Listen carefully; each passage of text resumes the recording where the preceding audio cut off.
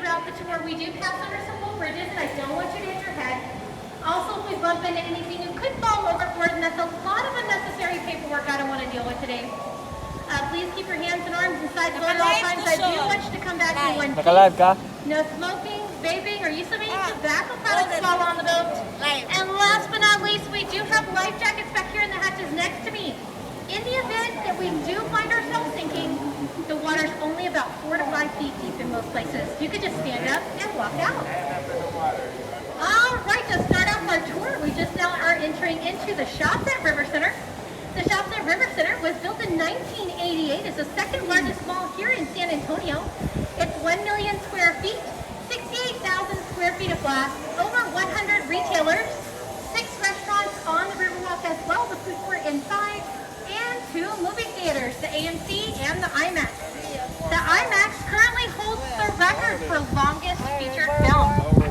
Alamo, The Price of Freedom, has been featured at the IMAX for over 30 years. So if you grew up in Texas in the last 30 years, never did a field trip to San Antonio while you were in school, you've probably seen Alamo, The Price of Freedom. I saw it when I was 9. When I was a kid, it was kind of mandatory. If you came to visit the city, you had to see the movie. It's actually a really good movie, very historically accurate. So if you're into the history of the Alamo, I highly recommend to go check it out. Unfortunately, right now our theaters are closed at the moment, but perhaps next time you guys come to visit, y'all can go check it out. And it's an actual movie. It's not a documentary, and it's only 30 minutes long, so you can take the kids to go see it, and it'll be over before they start misbehaving. All right, I don't know if y'all seen any of the fruit trees we have along the riverfront. We have them all the way up to the Pearl District and back down south towards the Mission Reef. This one coming up here on my right-hand side is an orange tree. As we go past it, if you look up, you might see some oranges up in the bridge. There's some baby ones. There's also a lemon tree just past this footbridge, also on my right-hand side. This produces the largest lemons I've ever seen in my life. Actually, fish went out of the river not too long ago. This thing was like this big, huge lemon. And then I found out this is called a Myers lemon tree. Those lemon trees that produce those large lemons like that. If you look up, you'll see some baby lemons up in the branches there. All right, well, ladies and gentlemen, I hope y'all enjoyed the tour. Thank you for taking the world's shortest tour. No? All right, well, I'm just kidding anyways, guys. So, y'all got your tickets here at the retail shop. You're probably nice. We sell gifts, snacks, drinks to go, as well as margaritas to go. I see a couple on board right now. I used to work in the retail shop before I became a boat captain, and we had to taste test those margaritas before we opened up the shop. And those things are pretty amazing. I don't even like margaritas, let alone to drink, and those things are really good. You guys got to try them if you're interested. Hey, over here on my right-hand side at sidewalk level, you'll see the statue of St. Anthony de Padua. That statue was given to us by Portugal for the 1968 World's Fair. St. Anthony de Padua is the patron saint of small children and lost items. He's also the saint that San Antonio is named after. Outside of the splash zone, guys. Welcome to SeaWorld. Alright, over here on my right-hand side at street level, you'll see the steeple of St. Joseph's Catholic Church peeking through the trees. St. Joseph's Catholic Church was built in 1868 by a German community that wanted a place of worship in their native language. It was the first church built after the fall of the Alamo and wasn't fully completed till 1902 when they got their stained glass windows. Today they still have Mass there every Sunday, and once a month an all-male choir called the Liederkranz comes to sing their hymns in German. Another fun fact about the church is if you saw it at street level, you probably noticed that the mall is built around it. The reason for this is because when they built the mall, they wanted to purchase the property the church was on, but the church said no. So they built around it instead and actually ended up encroaching onto the church's property by about 3 feet. So to prevent some long, drawn-out lawsuit or having to tear walls down just to rebuild them, they simply gave the stores within that 3 feet of encroachment to the church. So now the church owns a portion of the mall. It's much better deal than a lawsuit settlement if you ask me. Over here on my left-hand side, we have the Hilton Palacio del Rio, or the Palace of the River. It took me forever to learn how to say that right. The Hilton Palacio del Rio was built in 1968 for the World's Fair and at the time was the fastest built hotel in the world. They did it in 202 working days, which is approximately 7 months. They built the first 4 floors here on site. The remaining 500 rooms they had built at a location 8 miles south of here. They had each room fully furnished and stuffed and then checked over here and stacked like Lego. When they first started stacking the rooms, they were stacking about 4 to 5 a day. By the time they completed construction, they had been stacking 35 rooms a day. All they had to do was connect the water and electricity, and the building was ready to go. They actually completed construction approximately 48 hours before the start of the World's Fair. So those rooms are already divvied out before the building was even completed. A lot of people didn't think the Hilton Palacio del Rio was going to last very long because of how quickly it was built and in the manner in which it was built. But here we are 52 years later, and the building still stands strong. So either good construction or good maintenance, more than likely though. As we come out from this bridge, you're going to get a much better view of the Hilton Palacio del Rio. You'll get a better idea of how big the building really is. And you'll see the first four floors are completely different than the rest of the floors of the building. What's that bug? Okay. On my right-hand side, we have another one of our loading docks. This is our Historia location. At this location, you can purchase tickets as well as drinks to go. But they don't have iced teas or margaritas. They're not as cool, so I picked you guys up at. They have some okay boat captains though. Yeah, play the piano. Alright, if you look directly ahead of us, just to my left, you'll see La Villita.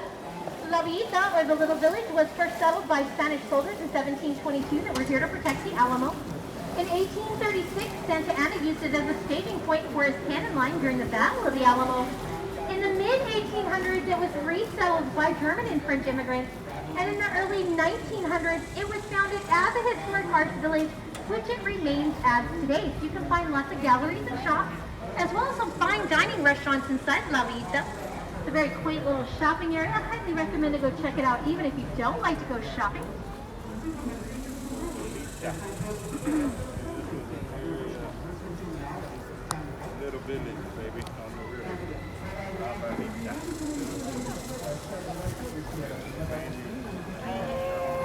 All right, we're now going to be entering into the Artisan Theater. The Artisan Theater was built in 1941. It's about 800 people. On my right-hand side is the stage. At the back of the stage are 5 bells. Each one of those bells represents one of our San Antonio missions. Those bells are placed there in dedication to Robert Hugman, the father of our Riverwalk. All right, this little footbridge right here is called Rosita's Bridge. Rosita's Bridge is dedicated to Rosita Fernandez, a popular Tejano singer who sang at Fiesta Norte del Rio every summer for 25 years here at the Artisan. Over here on my right-hand side, we have the Bricksville Western Art Museum. The Bricksville Western Art Museum opened up in 2013 is named after former Texas Governor Bill Briscoe and his wife, Janie. Inside the Briscoe, you can find Santa Anna's ceremonial sword, Pancho Villa's last known saddle, as well as a refurbished stagecoach. Before it was the Briscoe, it was the Hertzberg Circus Museum, and before that, it was the San Antonio Public Library. If you look at the building, you can kind of tell it used to be a library at one point.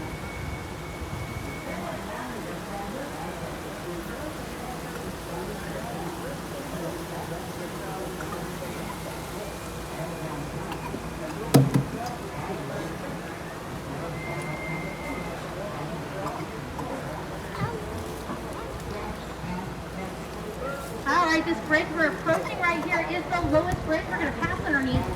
This bridge does have sharp edges, and it's the main reason why after they please remain seated. We all know nothing good comes of hitting your head on a sharp edge, right?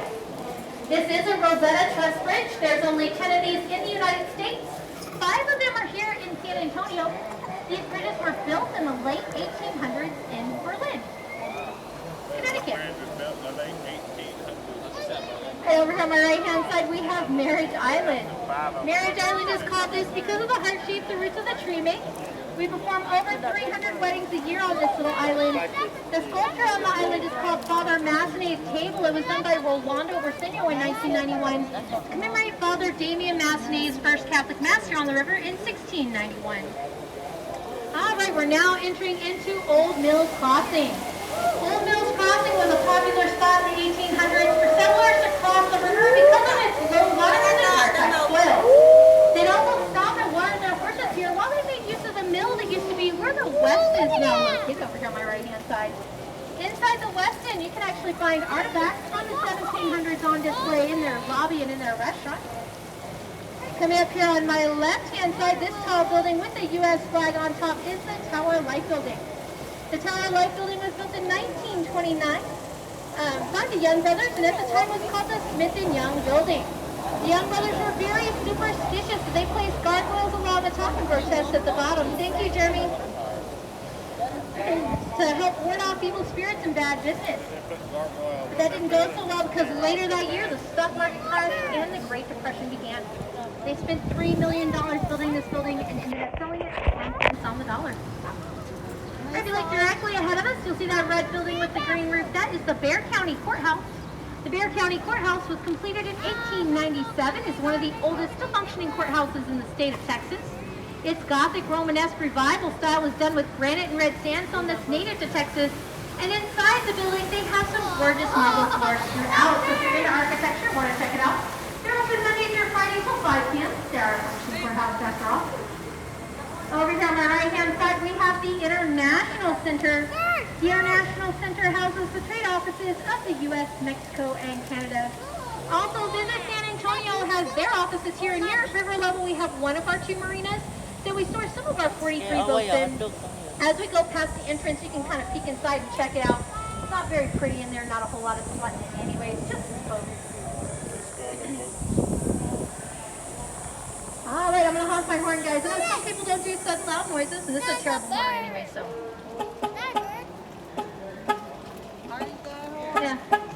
Yeah. Well, anyways, that's just to let cross traffic know we're coming out. This green light here does not necessarily mean go. It just lets us know that the floodgate here is down and we can proceed safely. This is Floodgate 4. Comes up from the bottom of the river like a hatch. So this next part of the river we're entering into is the man-made flood control channel, one of 2 parts of the river that is man-made. It extends from Floodgate 4 to Floodgate 3. All the rest is natural. So in 1921, we had a very devastating flood here in downtown San Antonio. The waters reached 9 feet above street level. Several lives were lost and millions of dollars in damages were caused. So the city of San Antonio got together with the Army Corps of Engineers and developed the plans and built the flood control channel. This consists of the channel itself as well as the 5 floodgates up and down the river, and we have not had a flood here in downtown San Antonio since. This part of the river is 15 feet deep and is the deepest part of the San Antonio River.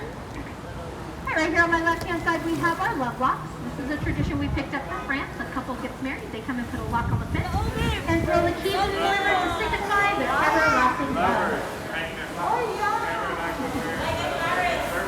Alright, coming up here on my right-hand side, we have the Plaza Hotel.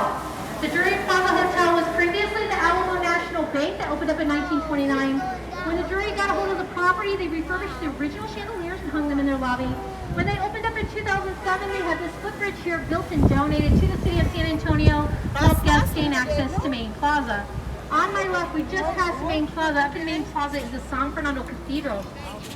The San Fernando Cathedral was founded in 1731 by a group of families from the Canary Islands.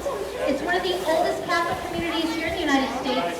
It's also the heart of San Antonio. The city was built around the cathedral and Maine Plaza area.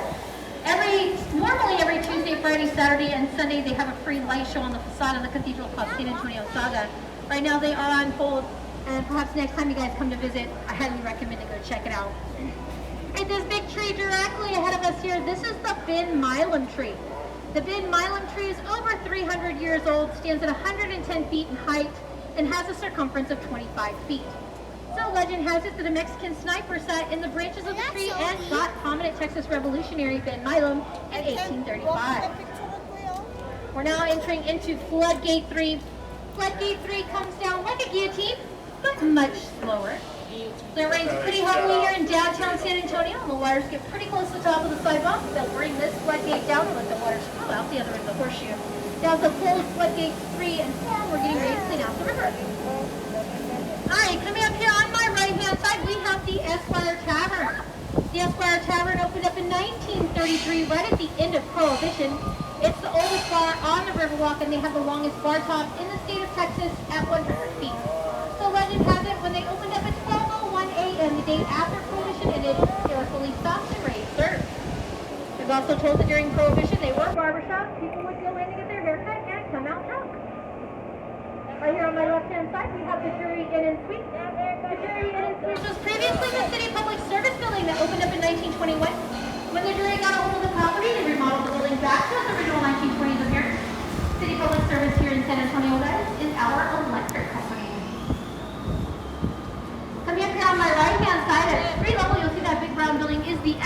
Theater. The Aztec Theater was built in 1926 as a silent movie theater. Today it still hosts the venue for rock concerts as well as other social gatherings.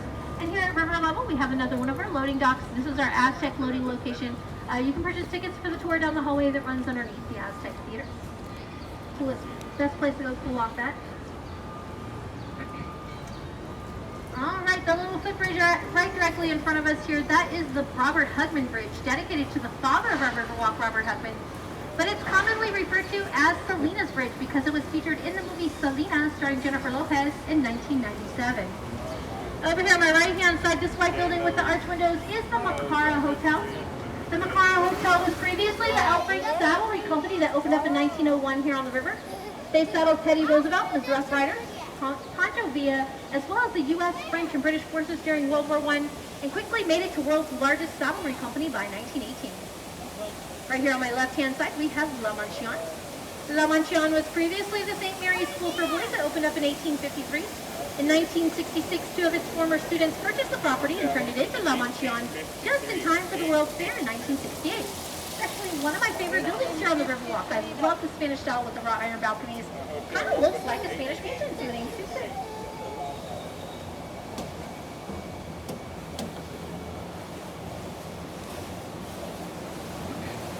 Alright, as we come out from underneath this bridge here, you're going to look up to my left-hand side.